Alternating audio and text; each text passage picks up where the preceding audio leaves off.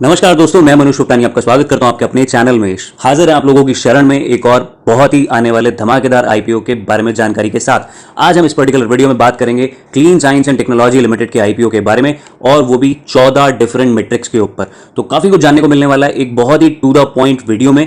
तो इस वीडियो को एंड तक देखिएगा और फिर चुनाव कीजिएगा कि क्या आपको इसके अंदर अप्लाई करना चाहिए या फिर अवॉइड करके चुपचाप घर बैठ के शांति से रह जाना चाहिए।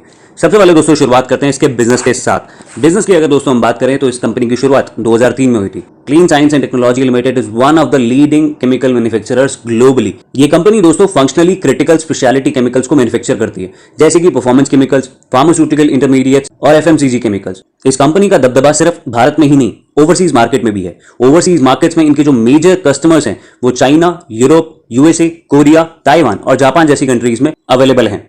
अगर इनके कुछ एक कस्टमर्स का आपको नाम बताऊं दोस्तों, तो बेयर एजी, जीनिक्स लेबोरेटरीज लिमिटेड, न्यूट्रियार international NV, SRF limited, Vinati organics, ये सबके सब इनके कस्टमर्स हैं।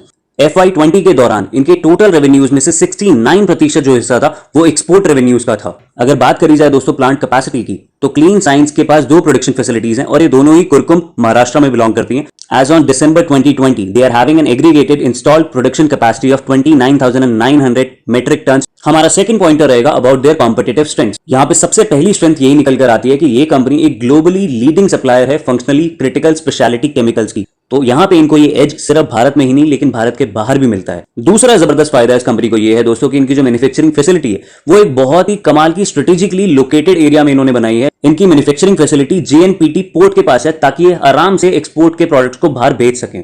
इसके अलावा बहुत सालों से बिजनेस करते आ रहे हैं, तो इस वजह से इनका अच्छा खासा लॉन्ग टर्म रिलेशनशिप बन चुका है विद देयर की customers. There has been a consistent track record of financial performance and they are having a strong international presence with some really good exports. तीसरे एस्पेक्ट में हम बात करेंगे दोस्तों प्रमोटर्स के बारे में। इस कंपनी के लगभग 23 प्रमोटर्स हैं जिन्होंने यहाँ पे एज अ शेयर होल्डर इसमें इन्वेस्ट करके रखा हुआ, जिसमें से 18 ऐसे हैं जिनका शेयर लगभग 2% से ज्यादा है। मेजरली अगर बताया जाए तो अशोक रामनारायण बूब, आशा अशोक बूब, अशोक कुमार रामकिशन सिक्शी HUF, इन तीनों की ही अगर हम क्यूमुलेटिव शेयर होल्डिंग की बात करें दोस्तों तो ये लगभग 40% जाती है। Next comes in about our fourth aspect about objects of the issue. The first object is to make an offer for sale of equity shares aggregating to rupees 1,546 crores। दूसरा, यहाँ पे लिस्टिंग के बेनिफिट्स उठाना चाहते हैं, BSE और NSE पे अपनी कंपनी को लिस्ट कराते हैं।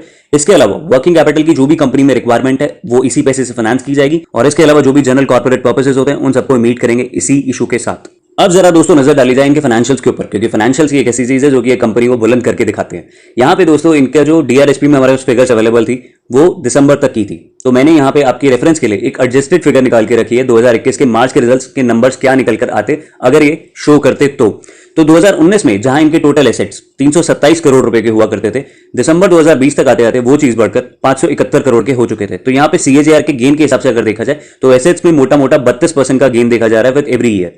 दूसरी ओर अगर मैं रेवेन्यू की दोस्तों बात करूं तो वो भी बहुत शानदार तरीके से बढ़ रहा है। 405 करोड़ का रेवेन्यू हुआ करता था इनका 2019 के रिजल्ट्स में, वही चीज बढ़कर अगर मैं मार्च 2021 के एडजस्टेड नंबर्स को देखूं तो वो चीज निकल कर आती है 531 करोड़। तो यहाँ पे मोटा मोटा CAGR का गेन परसेंटेज जो रहा वो लगभग 15%। बात करें दोस्तों अगर प्रॉफिट आफ्टर टैक्सेस की, तो FY19 में जो इनके प्रॉफिट्स थे वो 98 करोड़ के निकल कर आए हैं। वहीं दूसरी ओर दिसंबर 2020 में इन्होंने जो फिगर रिफ्लेक्ट करी है वो 145 करोड़ की करी है। एडजस्टेड नंबर्स को अगर देखा जाए तो वो निकल कर आते हैं मोटा मोटा 194। तो definitely there has been a substantial gain as far as the profit after taxes numbers are concern. यहाँ पे आपको एक अच्छा CAGR का परसेंटेज देखने को मिला है, ऑलमोस्ट अप्रॉक्सीमेटली 41% के। इस कंपनी की नेट प्रॉफिट मार्जिन भी लगातार बढ़ते चले जा रहे हैं। 2019 के हिसाब से जहां इनका मार्जिन 24% का हुआ करता था, वही चीज बढ़कर दिसंबर के रिजल्ट्स में 36% का दिखा है। सो surely this company is definitely on a growing trend.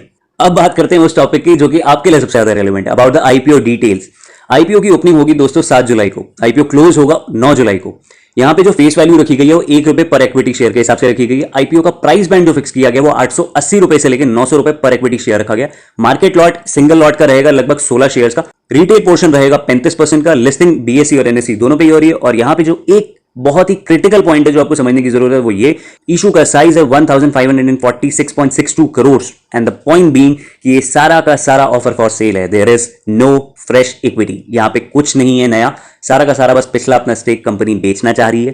तो यहाँ पे ये एक पॉइंट ऑफ कंसर्न डेफिनेटली है। लॉट साइज की अगर हम दोस्तों बात करें तो मिनिमम एक लॉट के लिए आप जाएंगे तो आपको 16 शेयर्स मिलने की पॉसिबिलिटी है, जिसके लिए आपको अमाउंट लगभग 14,400 रुपए अपने देने पड़ेंगे। मैक्सिमम आप 13 लॉट के लिए जा सकते हैं, जिसके तहत आपको 208 शेयर्स मिलेंगे और यहां पे जो अमाउंट रहेगा वो 1,87,200 रुपीज रहेगा। हमारा 8वां पॉइंट रहेगा दोस्तों एक बहुत ही दिलचस्प चीज जिसका नाम है पीयर कंपैरिजन।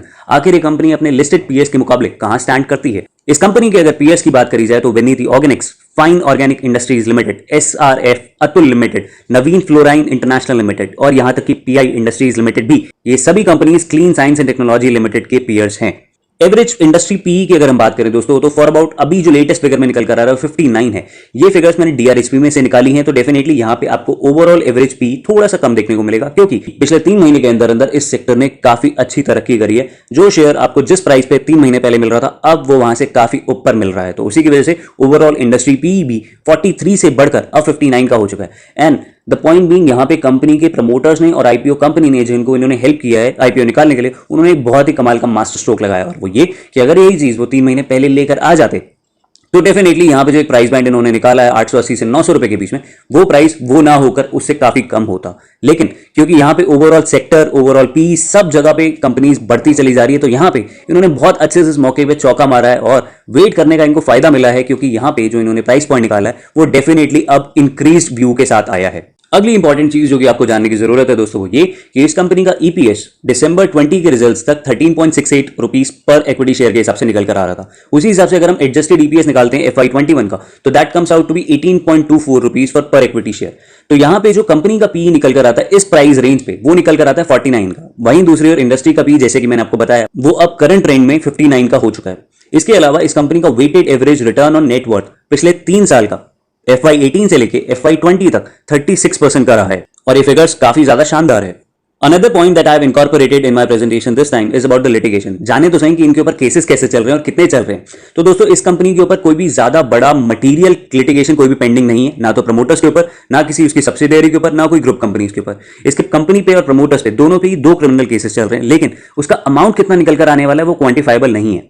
इसके अलावा कस्टम्स टैरिफ एक्ट के तहत इनका एक टैक्स मैटर चल रहा है, जिस लिटिगेशन का अमाउंट निकल कर आता है लगभग 20 लाख रुपए कह रहा हूं। तो ये भी बहुत ज्यादा बड़ी कंसर्न वाली चीज नहीं है, लेकिन ये आपको जरूर पता होना चाहिए। That is the most important thing.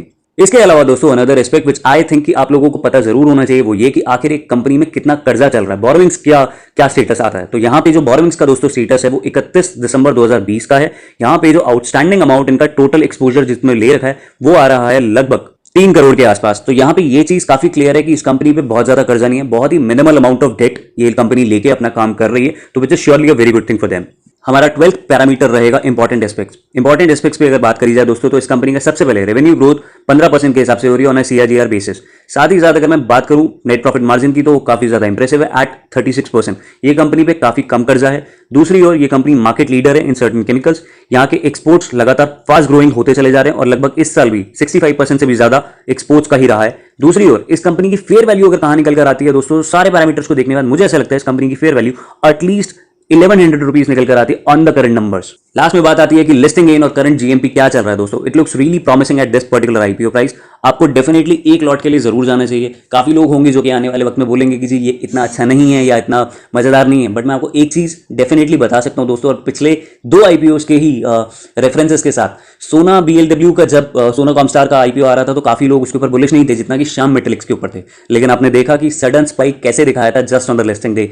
कुछ भी हो सकता है, ऑपरेटर्स भी इन्वॉल्व होते हैं, बहुत सारे लोग इसके अंदर इन्वॉल्व होते हैं। तो अगर एक जो रुझान है मार्केट का कि कहते हैं कि यार ये कंपनी नहीं बढ़ने वाली इतना, या इस पर कम लगाया जाए, ऐसा नहीं कीजिएगा, क्योंकि यहाँ पे भी एक अच्छा स्कोप निकल कर आ सकता है आप लोगों के लिए। दूसरी ओर इस आईपीओ का जो करंट जीएमपी चल रहा है, क्योंकि अभी अनाउंसमेंट हुई है अबाउट द प्राइसेस, तो वो अभी लगभग निकल कर आ रहा है 150 से 200 रुपए पर इक्विटी शेयर के अगेंस्ट में।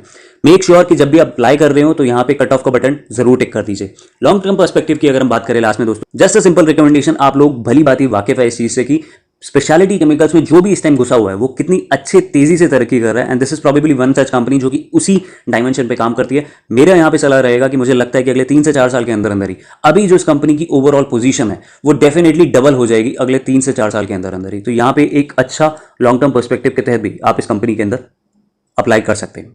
तो दोस्तों ये थी हमारी detailed analysis about the 14 different pointers on clean science IPO. मेरे को उम्मीद है कि वीडियो आपको जरूर पसंद आया होगा। कमेंट करके मुझे जरूर बताइएगा कि आपको ये वीडियो कैसा लगा। इसके अलावा अगर आप चाहते हो कि मैं किसी और पर्टिकुलर टॉपिक पे भी वीडियो बनाऊं तो डेफिनेटली मुझे बताइएगा। चैनल सब्सक्राइब करके बेल आइकन जरूर दबा दीजिएगा ताकि इसी तरीके से हमारा राब्ता एक दूसरे के साथ लगातार बना रहे। मिलूंगा दोस्तों अपनी अगली वीडियो में, तब तक के लिए।